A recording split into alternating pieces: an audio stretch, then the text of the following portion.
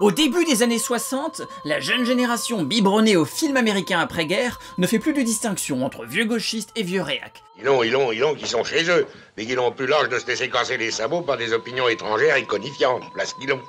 L'un comme l'autre doivent disparaître non pas pour ce qu'ils pensent, mais pour ce qu'ils incarnent, l'ancien monde. Allez, au pieu les petits vieux.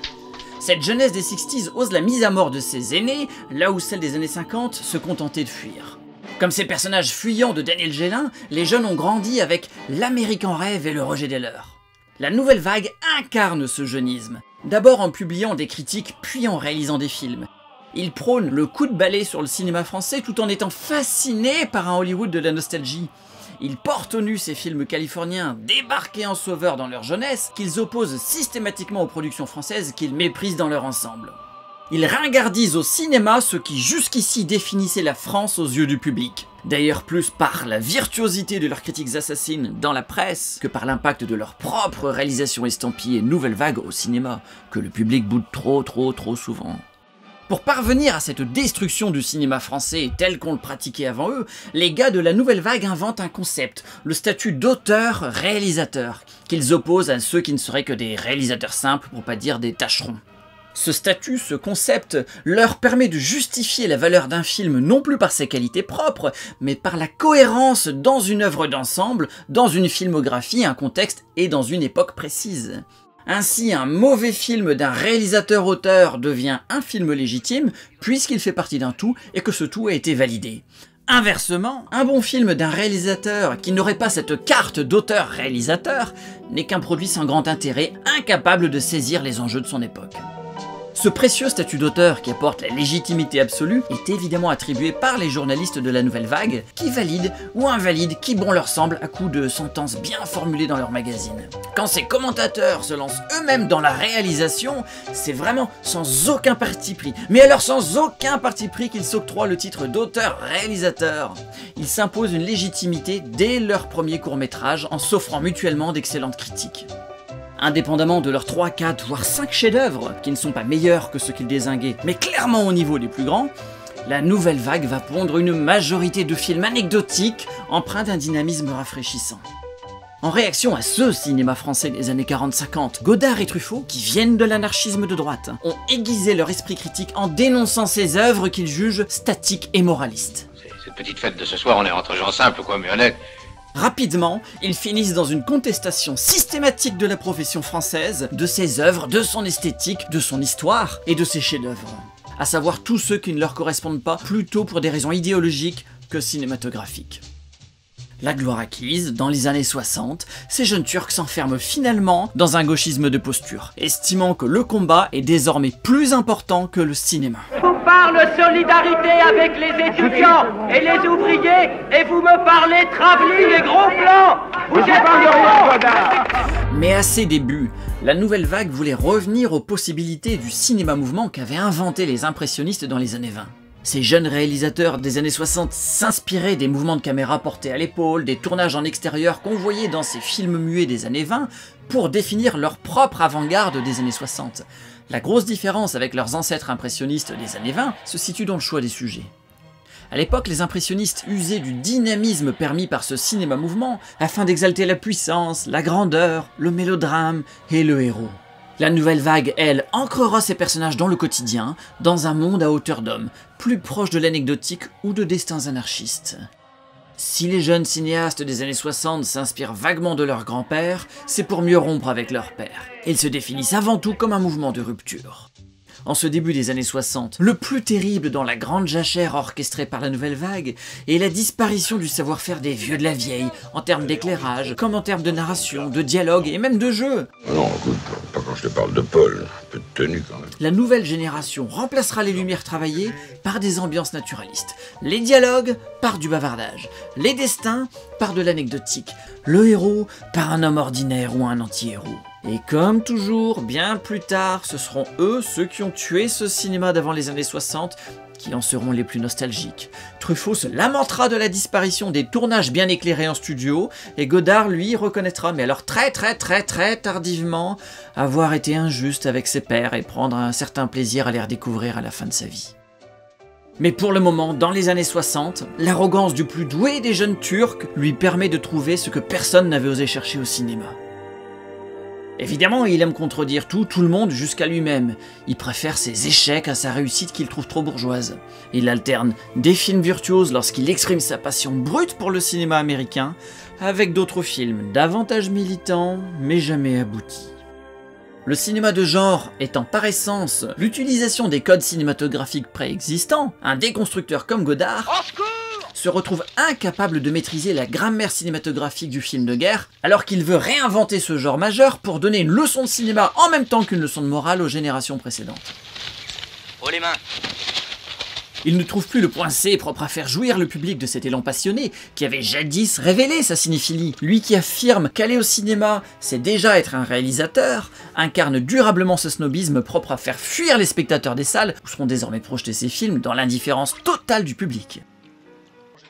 Au milieu de ça, dans les années 60, l'élan héroïque est plus que jamais sujet au ricanement, à la hargne de cette génération bientôt 68arde. Vous avez été réformé, mais vous n'êtes pas malade, au moins vous avez une réforme provisoire. Ah non, une réforme définitive. La stabilité caractérielle. C'est valable même en temps de guerre. Ça c'est très bien, bravo. Cette génération d'artistes dit oui à Mao, non aux héros. Mao, Mao, les fous sont rois et moi je vois Mao, Mao. Avec une égale détermination, ces nouveaux jeunes critiques réalisateurs déconstruisent de front le roman national et la structure cinématographique. Vous aimez les Allemands, monsieur Loiseau? Ah oui, oui. Et vous connaissez tout le monde dans la région, vous me l'avez dit tout à l'heure. Et vous êtes avec nous, n'est-ce pas? Ah oui, oui, monsieur. La destruction du héros passe par la destruction du récit national, des références et des gloires communes, ce qu'a très bien compris cette nouvelle génération de la table rase. Cette rupture générationnelle est incarnée par la famille Ophuls, cinéaste de père en fils. Max Ophuls, le père, dans les années 50 était un des maîtres de la facture esthétique française. Dans ses fresques à très gros budget avec Daniel Darieux, il mettait puissamment en scène le faste et la beauté de la vieille Europe.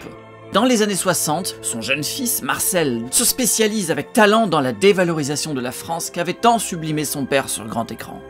Dans Le Chagrin et la Pitié, ce jeune héritier du cinéma choisit l'approche documentaire pour flinguer la France de l'occupation, et plus précisément celle du cinéma français qui, selon lui, n'a pas bien accueilli son père exilé d'Allemagne. La France n'ayant pas produit de film antisémite, le jeune réalisateur appuie son propos par l'extrait d'un film allemand. Ils préserveront leur sang des souillures de cette race maudite. Jusque-là, le cinéma français n'y est pour rien, mais c'est là que la magie du documentaire opère. La narration du reportage nous explique que finalement, le plus révoltant, c'est que ce film fut distribué par une société française. Le distributeur en question n'est évidemment pas interviewé et le documentaire ne prend même pas la peine d'expliquer le contexte, de rappeler que toutes les entreprises de cinéma étaient de toute façon sous contrôle allemand, comme toutes les entreprises françaises. Tavernier le rappelle, même les usines Renault étaient sous contrôle allemand. Mais ici, seule l'accusation compte, et l'image qu'on donne du cinéma français. Alors les films allemands, ils étaient pas fameux. Non, ils étaient pas fameux. Ils avaient des Français, enfin, ils avaient avec eux, ils avaient beaucoup de Français. En une phrase indignée, le reportage lie le film antisémite allemand et la profession française qui n'en a pourtant jamais tourné. On voit alors des vedettes parisiennes prenant gaiement le train pour Berlin lors d'un voyage promotionnel nazi. En tête, Daniel Darieux, la muse de son père. Le jeune Ophuls pourrait préciser que les nazis ont terrorisé Darieux pour qu'elle collabore, qu'ils s'en sont pris directement à sa famille pour la contraindre. Ophuls pourrait aussi préciser que Darieux a cédé après tant de menaces afin d'aller voir à Berlin son fiancé déporté en camp de concentration. Non, on nous la montre juste tout sourire, comme les 7 autres vedettes françaises du voyage qui ont toutes subi des pressions similaires de la part des nazis. Harry Bohr, l'acteur mythique du film impressionniste L'Argent, est mort torturé par la Gestapo au même moment, ce qui l'a pas empêché de se voir traité de collabo après-guerre. Avec des motivations différentes en 42 et en 68, on utilise sciemment le même montage mensonger qui a pour même effet de rabaisser la valeur des Français sous l'occupation. En 42, la séquence est peu vue, à partir des années 60, elle trouve enfin la portée que les nazis espéraient. Le documentaire de Max Ophuls peut prétendre au titre de documentaire, cette excellente expression inventée par Agnès Varda, qui sait de quoi elle parle puisqu'à la même époque elle réalise des documentaires marxistes à la gloire de Fidel Castro ou des Black Panthers. Le documentaire de Marcel Ophuls devient immédiatement une référence pour la jeunesse française, ravie de cette occasion supplémentaire d'haïr la France d'avant. Le Chagrin et la Pitié ne sera cependant pas diffusé à la télévision avant 1981, sous l'impulsion d'une nouvelle majorité présidentielle. Le film rééduquera 15 millions de téléspectateurs lors de sa première diffusion à la télé, c'est énorme, et sera désormais présenté comme vérité officielle, puisque inscrit dans le cadre des projections scolaires où j'ai eu la chance de le voir. C'est dans ces mêmes années 60, toujours, qu'éclot cette certaine tendance du cinéma français à l'autodénigrement, au nihilisme comme valeur indépassable, à la mauvaise conscience perpétuelle, à la haine de ses racines ou au mépris de son histoire. Alors que le héros, qui est intrinsèquement lié à la réussite, ne peut pas s'articuler avec cette détestation de soi-même prônée comme preuve d'intégrité. Moi, si j'étais un nègre, je haïrais la race blanche. C'est elle qui est cause de tous nos malheurs. Oui, c'est vrai. Parallèlement, dans une même dynamique de rupture irréconciliable avec le passé, la nouvelle vague invente les expressions phares du cinéma des années 60. Ils vont par exemple imposer les expressions méprisantes de cinéma de papa ou de qualité française pour désigner tout ce cinéma français qui les précède et qu'ils haïssent, à l'exception de quelques films qu'ils vénèrent au plus haut niveau. Alors la France en 67, c'est un peu comme des assiettes sales. La qualité française, qualité et français, deux mots que cette nouvelle élite déteste plus que tout, réunis en une expression à l'odeur de soufre. Et ce sera par la malice de leurs plumes de pute et de ces slogans assassins que cette nouvelle génération de réalisateurs et de journalistes réussira à imposer dans la tête du public ces valeurs de nihilisme et de rejet de la culture française, voire occidentale. Non pas pour les convertir à ce que la nouvelle vague aimerait leur faire aimer, mais juste pour réussir à les dégoûter de ce que ce public aimait jusqu'ici, à savoir les adaptations du roman national qui remplissaient les salles depuis les années 40 grâce à ce savoir-faire propre au cinéma français qui disparaît comme neige au soleil. Jamais ces nouveaux cinéphiles ne rempliront les salles qu'ils ont vidées par leurs moqueries. Et encore une fois, c'est l'Amérique qui s'étendra dans cette brèche, profitant de cette désunion des Français. Pour en finir, Gabin mis à part, c'est dans ces années 60 que disparaît la première génération du cinéma français parlant, arrivée 4 décennies plus tôt. Les Ginette Leclerc, Freinet, Arletty, Le Chanois, Christian Jacques, Brasseur, Fernandel ne survivront pas au coup des trentenaires de la rive gauche qui matraquent définitivement ces vieux bourlingueurs sans jamais atteindre la machine ultra puissante du cinéma héroïque made in USA. Parce que les ricanements des benjamins de la critique devant le jour le plus long n'empêchent pas le débarquement en salle de 12 millions de spectateurs français venus acclamer le héros américain. En revanche, comme ultime trahison, l'acharnement des accusations de fascisme, de machisme, de colonialisme, de collaboration, scandées à tout bout de champ par cette génération adolescente contre leurs aînés, parvient à priver de postérité les pionniers du cinéma français qui avaient pourtant fini par relever la tête après-guerre. Ils auront finalement la peau de l'ancien monde. Mais à chaque période désespérée, vient son homme prophétique. René Clément, le vieux réalisateur résistant qui avait utilisé les décombres de la guerre pour réaliser des films héroïques en 1945, fait jaillir de cette génération autodestructrice des années 60 un jeune acteur à contre-courant, destiné à incarner le dernier héros du cinéma français.